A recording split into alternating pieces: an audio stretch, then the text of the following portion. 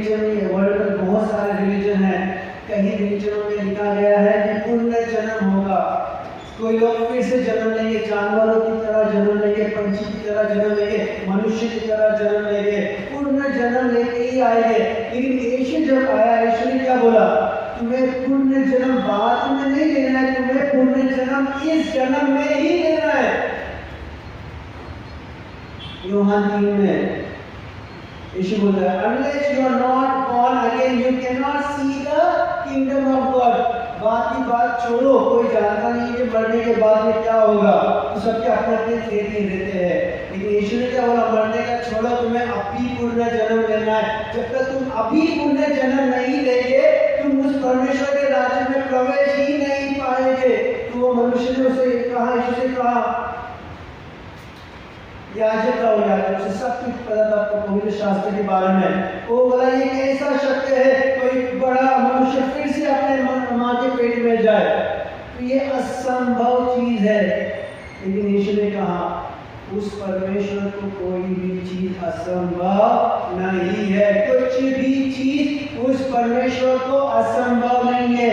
हम उस परमेश्वर के पास आए हैं। Praise God.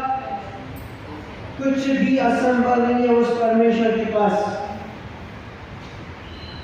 तो यूहन्ना का यही टीचिंग होती है कि यही इंपॉर्टेंट चीज है। अगर मनुष्य को ये मिल गया रिपेंटेंस, तो उनको मिलता है पुनर्जन्म। इसी जीवन में उसे पुनर्जन्म मिलता है। एक बार पुनर्जन्म मिल गया, आमेन, प्रेज़ गॉड। अभी हमें फिक्र करने की जरूरत नहीं। अगर हम पाप में फिर भी गिर गए, हमें फिक्र करने की जरूरत नहीं है कि परमेश्वर जानता है हम हमारे कर्मों के द्वारा उस राज्य में नहीं जाएंगे।